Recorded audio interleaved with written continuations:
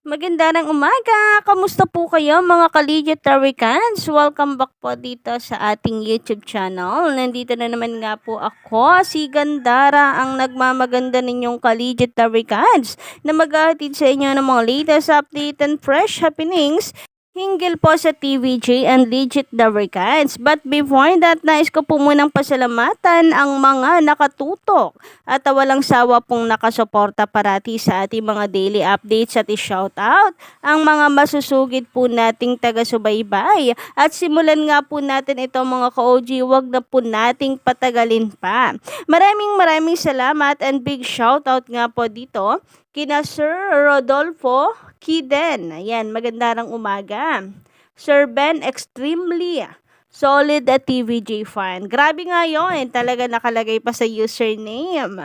Maraming salamat sa pagtutok at pagkantabay sa atin araw-araw. Ma'am si Joby Gali, magandang umaga sa inyo. And Danny Flores, magandang umaga. Shout out. And Sir Romy Obispo, mga masusugid po nating taga-subaybay. Siyempre, ganun din po dito kina Sir Jaime Ramirez, magandang umaga. Dagul Ignacio, magandang umaga sa iyo. Miss Rosemary, na matagal na po natin subscriber, shout out sa iyo. And Daginat Club, magandang umaga. And sa lahat ng mga nandito ngayon, nakatutok at nakikinig sa atin, maraming salamat sa pakikitambay dito sa ating YouTube channel. And kung kayo bago lang, welcome po kayo dito. Welcome na welcome at maaari po kayong bumalik anytime. Just click the subscribe button and notification bell. At kung nais nyo naman na mga susunod pa po nating update tinggal sa TVJ and Legit Records, ay i-click nyo lang po ang notification bell para ma-notify kayo sa mga next videos po natin. And speaking of mga latest update, nais ko pong ihatid sa inyo ang nasaga po nating balita hinggil po dito kay Mama Alan, mga ka-OG.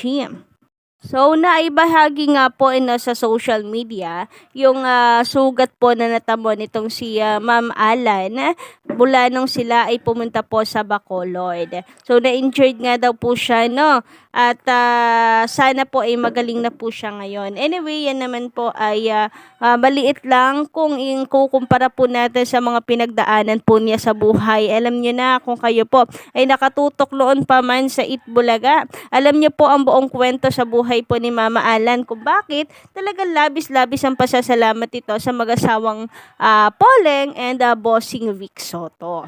Kaya nga maraming hindi po naniniwala at nananalangin na sana hindi daw po si Mama Alan yung tinutukoy po na trader sa TVJ. Pero napatunayan naman po natin ngayon na mali po ang chismias. And eto nga, nakuha po natin yung video at may nakita po tayong video, actual video po. Ano nga ba ang dahilan? Bakit po nadapa itong si Mama Alan? Meron po kasi nagre-request na sana naman daw po ka-OG ay ipakita po natin na kung yung pagkakadapa ni Mama Alan or kung ipapakita daw po ito ng TVJ. Pero siguro hindi naman po yan ipapakita ng TVJ pa. Hindi naman po ito live na nangyari kagaya no kay Jose Manalo na talagang nagyabang po siya sa estero. Tapos ayun, dahil sa pagyayabang po niya na alam naman po natin nga parte lang po ng pagiging komedyante niya, hindi naman sa personal, ay ipinakita po yun ng TVJ. Pero ito kasi ay aksidente po talaga, as in hindi po sila live. Pero napag-alaman po natin ka-OG no na itong nangyari po pala kay Mama Alan ay dahil sa pagiging generous niya rin sa pagdating po sa mga fine, kasi parang meron po nagpapapicture dito kay Mama Alan nasa may po siya nung kalsada, sa gilid po siya ng kalsada. So parang natipalok po siya ka-OG and ayun na nga nadapa po siya and nakatamo po siya ng sugat. So narito po yung video, no, napaka-generous po talaga at napakabait po sa fan ni Mama Alan. So yung mga aksidente ito hindi naman po maiiwasan. Pero at least 'di ba, nakita po natin yung kabaitan ni Mama Alan. Yun nga lang nadisgrasya po siya. But get well soon, Mama AK.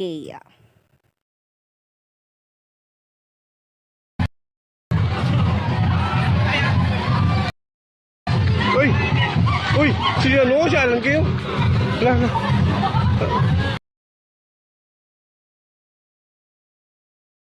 So, makikita nga po natin dito ng klaro mga ka-OG sa video na kung saan ay parang meron nga po lumapit dito kay Ma'am Ike. Parang fan po ata siya or parte po siya ng Itbulaga, hindi, ay ng Itbulaga, pati tuloy ako nalilito. Ng E80, nakasanayan na kasi talaga no? Pero eto nga mga ka-OG, makikita po natin sa video eto, naglalakad po sila, then nagpapapicture yung isa. Then makikita nyo po sa paa ni Mama Alan, ayan po, slow mo natin. Natipalok po siya, ayun, natipalok po siya mga ka-OG. Tapos yun yung dahilan kung bakit po siya nadapa.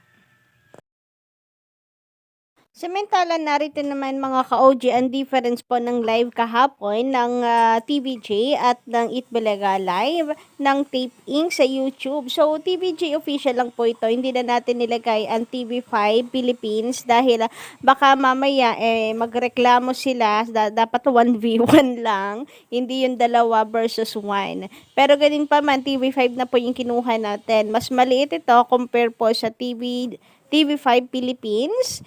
Pero okay na yan. Kahit naman po ganun, ay panalo pa rin po tayo. Dahil kung makikita nyo nga po rito mga ka-OG, ayan, wala pong daya. At sinubukan natin maging fair. Pero ganun talaga, lumalabas po ang katotohanan na lamang po at hindi talaga sila makahabol sa TVJ. So, sa TVG official, meron pong 143k views po ang TVG, no? After po na kanilang live. Congratulations sa TV5. Samantalang Itbulaga, nako, eto po, 11k views lang ang naging overall na viewers po nila. Grabe nga yun. Kita niyo po yung difference, 100 plus versus 11k. Samantala, kinagiliwan naman nga po ng netizen itong si Pastor kasi nga ay isinigaw po niya ang Itbulaga po sa E80 Studio sa TV5.